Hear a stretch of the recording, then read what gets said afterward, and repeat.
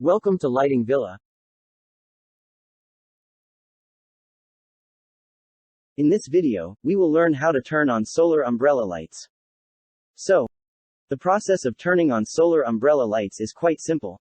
When turned on, solar umbrella lights are the perfect way to illuminate your outdoor space, whether it be a patio, garden, or backyard. Besides, they're easy to use, cost-effective, and don't require any wiring or electricity. Now, follow the below steps to activate the solar umbrella light. Step 1.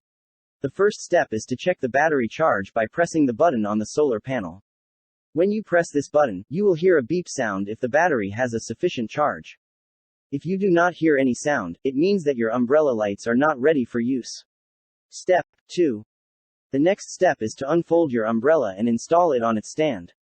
You can also adjust the height of your umbrella according to your needs. Step 3. After that, place your solar panel under direct sunlight so that it can charge up the batteries.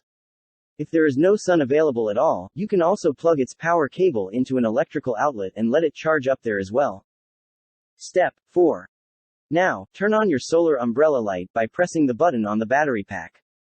This light switch will turn on the light for approximately 90 seconds before automatically turning it off to conserve power. If you want the light to stay on longer or come on at a specific time, such as during the night, you can set it manually by pressing the button again. Step 5.